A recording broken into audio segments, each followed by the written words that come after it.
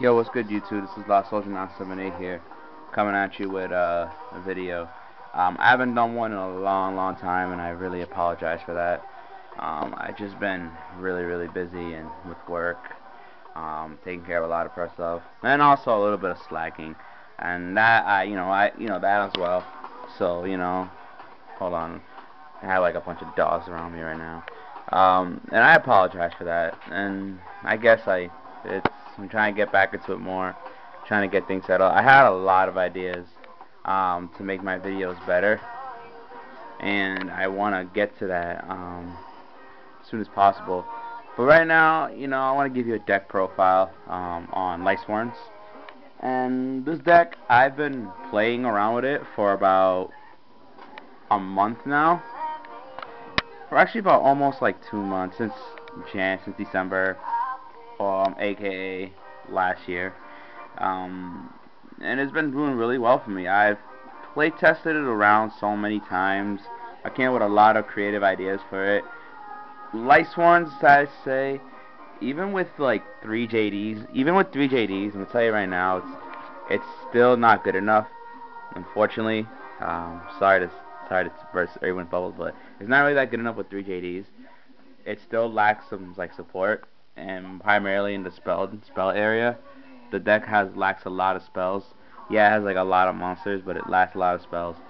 And you don't want to have your hand full of clump monsters. You want to have balance with like charge at 1 and Lumina at 1 and honest at 1. I mean, honest at 1, yeah, it kind of sucks, but it really, you can always survive it, I guess. I mean, those 3 cards, charge, Lumina, and that being restricted, it kind of hurts the deck really bad. But if you really are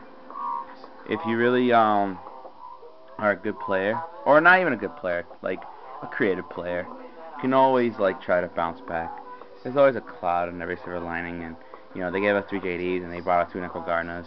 I like Lightsworn. It's a luck stack deck. I'm not gonna lie, it is a luck stack deck. People always say, "Oh, you top deck." I'm like, dude, it's Lightsworn.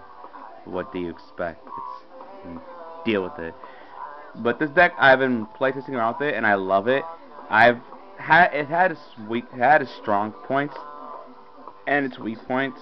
Weak points against rabbit decks, because they find like 6-7 different solemns, and Lightsworns get too overwhelmed by it, so really can't go through it a lot. You have to like really be playing around it, and I'm still trying to work on that. But yeah, anyway, get to the Lightsworn deck. So you guys will be surprised about it. Let's start. Of course, you have 3 JDs. 3 JDs. This is the boss monster of the deck. Your finish, your closer, if you want to say it.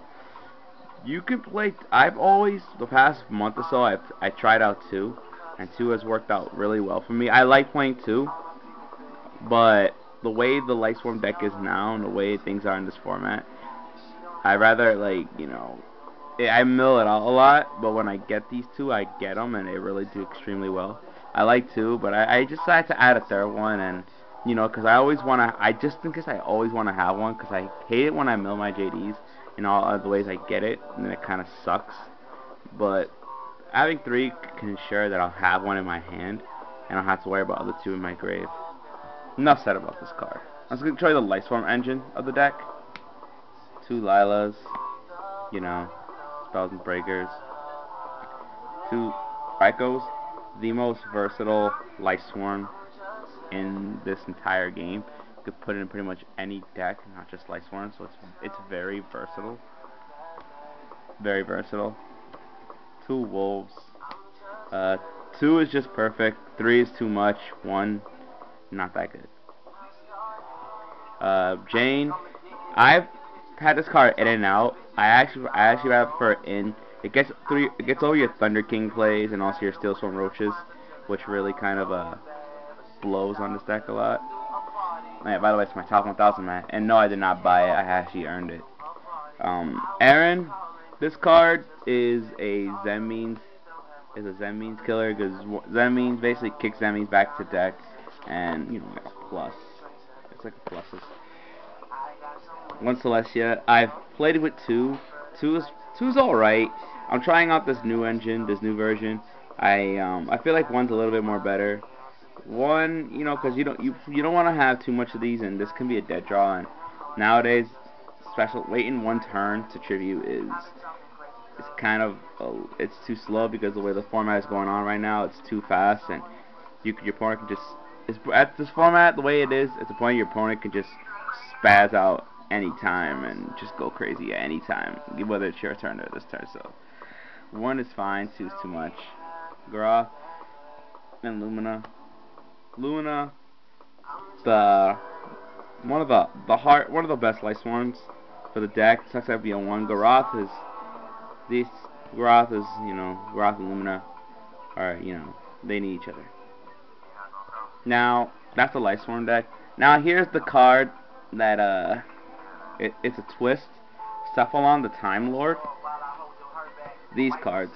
Cephalon the Time Lord. These cards, you know, when these cards came out and I looked at these effects, and especially this guy, I was like, why not attempt to put this card in my deck? This card is amazing. I'm gonna read you the 4,000 beater first because I feel like it's important. You guys, to count it out, it can't special summon. It cannot be normal or special summon. It's only special summon from the hand only. And by doing that, you need 10 or more monsters in your graveyard. That's the only way to summon. When this card is summoned, once per turn, you can add one level 8 or higher fairy type monster from your graveyard to the field, and the effect's negated, but it gains 4,000 beast stick. This goes really well on Lightsworns. Not only does it back up JD, because when your opponent has to worry about JD, they need to not only worry about JD, they need to also worry about this guy. This guy closes out games, and it goes through all these freaking big cards, and it even gives like 4,000 beaters that your opponent gets overwhelmed by. You know, 4,000 beaters. If they have Gores, you know, it's game for them. It's literally 8,000 right there to their face, regardless. And to get it on Lightsworn is so easy. 10 mil, deck mills, and why not? I've won so many games with this, and I've pretty much done a lot of things. I want to put 3, but I feel like 2 is much. 3 is way too much. You already have enough boss monsters like as it is. Now, 2 Meteion, the Time Lords. This card, I love this card so much. This card is a game changer, and it's an ultimate stall card. If you guys don't know what this does, if you have no cards in your, if you have no monster in the field, you can normal summon this card. This card cannot be destroyed by battle or by card effect. You take no battle damage involving this card. And when this card attacks or gets attacked, at the end of the battle phase, it bounces all monsters back to the hand, and your opponent takes damage for each monster. So this card stays in the field. So at the end of your, when it's your turn again, it goes back to your deck, even if it's face down. This card is amazing. When your opponent has a huge field, you just summon this card. I'm gonna tell you a story. Like when I was playing against my teammate, he had like Christia, Gachi, and all that stuff in the field, Hyperion and stuff. And I thought, and when I dropped this card saved my life. It returned everything, and it basically changed the state of the game. It's just so good. It stops like plants, Gachi, Zen means. It just basically goes through a lot, and your opponent really can't do much against this card. And it's a stall card. And along with this card, these 2 become 4,000 B6. Amazing. That's the key word. Amazing. I love this card. Okay. Now I can't find my other Dragodia. It's somewhere. I just don't know where it is. The 2 Dragodia. I just added these cards. Hold on for a minute. Sorry, it was kind of like a little loud. Alright. Double Dragodia. Dragodia. I just added this card, and these 2, and I like it. You have a lot of there are times when you get like your hand gets clumped by so many monsters. Some that are useless at a certain time. And this card basically will just summon you, give you a whole bunch of hand. You can just basically get rid of them, get rid of all the dead weight in your hand. For your graveyard for fodder such as Time Lord fodder and JD fodder. And it's a dark, you can manipulate its levels of Synchro and Exceed. 2 Necros. You gotta play Necros in Lightsworn. 2 is, I wish they brought by 3, but 2 is good for now. A lot of people don't know this or forgot about this card's effect, They made this ruling years ago. You can remove this card at any time. However, the thing you gotta understand is it has to negate the first attack. If you do not activate its effect on the first attack, you cannot activate this effect at all. It loses its timing. If you activate it outside the battle phase. That's only if you activate it. During the battle phase, you can remove anytime you want to negate any attack. But if, let's say, somehow your opponent wants to target DD Crow, or, you know, Trishula. I mean, I know Trishula's in target, but let's say Trishula, you can always go Necro Garner Chain. Even though they still pick another card, but, you know, it just gives you, like, an opportunity to block the attack, you know, and that way you can use it. It's pretty good. BLS. I used to side deck it, and it was nah, but I want to main deck it, and I have enough darks in here, preferably the Dragos, and I can synchro into darks. It's too good not to play. It's amazing. It's like the MVP of this entire ban list that came back. The best card that came out of the ban list at this time. If it goes back to the ban list, but you know, it was fun while it lasts. Gores, staple, OTK prevention. One plague, one ball. I had a dandelion in here, but I think these two help. Ball helps you mill. Like there's a combo. You can go plague spreader. You can go if you have a deck card. So you can go 10 wolf top your deck, summon plague spreader. Activate glow pulse effect, summon wolf, and then you basically it's basically like a +2 or +1. That way you don't have it. You can synchro into 5 or 6, whatever synchro you please. Honest. One Arch-Lucretia. I had 2 in this deck. I think 2's too much because you don't want to have a dead card. What really bothers me about this card, and it worked against my opponent. My opponent Monster Reborn this. It kind of blows me, like hard. No homo, but it really sucks because I don't like it when they do it to me. It gives me headaches. But I play a whole bunch of fairies, and why not? Arch-Lucretia when you have this, and it's also Time Lord target. And one trooper, milling, and you get to draw off it. So why not? That is the monster lineup. Let me show you my spells. Spells, you have 3 solar recharges. Draw power, you gotta play this in Lightsworns. 2 reincarnations. I had 1, but I think 2 is good because it said not only does it discard the dead weight in your hand, but you can also add a card that you need. So if you have like a solar recharge but you have no Lightsworn, you can always discard a card, gather Lightsworn, you can do and redo it again. That's what I do that most times. Smashing Ground. Now let me tell you something about this card. There's a reason why I have this card in my deck, and I'm going to explain to you why.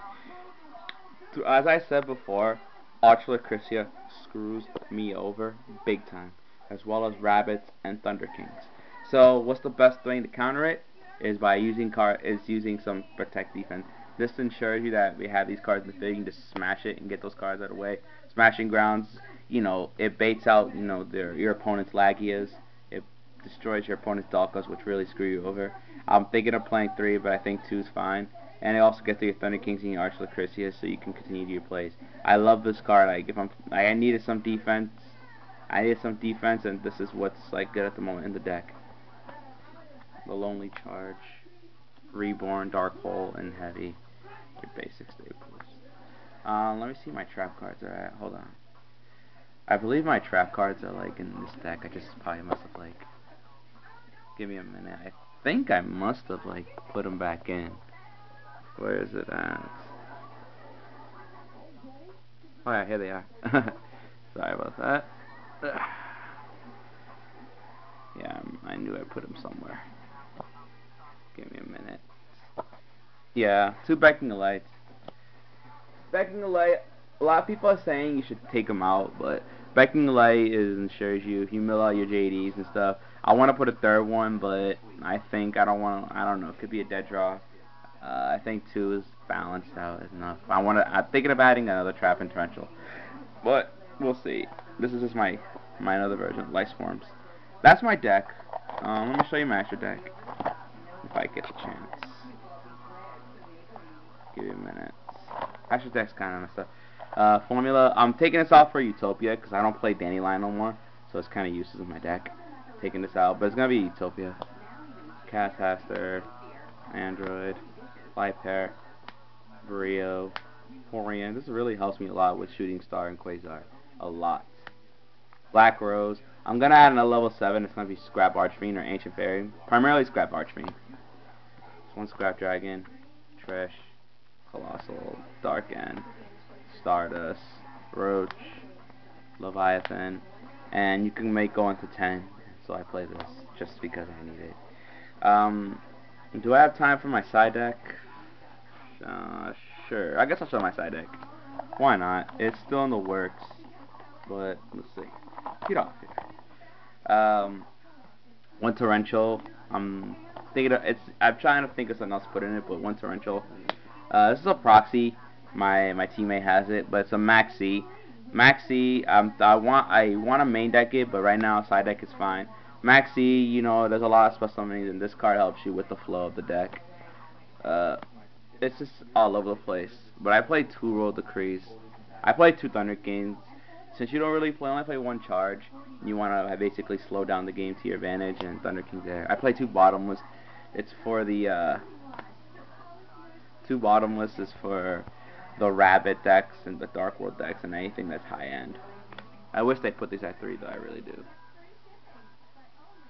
Double Effect Veiler. Those decks that really go off, i.e. like agents, mainly agents really. Agents or anything that like require air plants. I want to put a second Kaiku, I just can't find it, but Kaiku is pretty good. I like Kaiku a lot, especially against decks like plants and agents that remove crap from their graveyard, i.e. Hyper Librarian. Double MST. Double MST is against those TG decks as well as Royal Decrees. I guess those TG Rabbit decks I've said a lot of back row. I can't stand back row a lot like this deck. Kind of buzz me. I can't find my other D Crow, but I play 2D Crows. This card, I play this card. It's a side deck choice, Chaos Hunter against Rabbits. For those who don't know what this card is, when your opponent special summons a monster, you can discard 1 card from your hand and special summon this card, and your opponent can remove cards play. I want to play a second one, but I think one's fine. So when your opponent goes special summon Torghast after the effect, discard special summon. They can't do Rabbit because they can't remove and play Rabbit. So it kind of stuns him a little bit. But yeah, that's my Lightsworn deck, guys. This is my Lightsworn deck, Timesworn deck. I want to make this deck better. I like it. Stay tuned for my other videos, cause I have a lot of videos I want to put up, especially one about deck being creative and about the meta. There's a lot of discussion about people playing meta and not being creative. I have an opinion on that, and I really want to get into it. It's a really good topic. I really want you guys to check it out. Lost Soldier, man, like, I'm trying to get back into this. I have like 300 subscribers. I want to get more, hopefully for a partnership. I want to take this more seriously now. So yeah, this is my video, guys. Don't forget to comment, like, and more importantly, subscribe. Bye, YouTube. Deuces.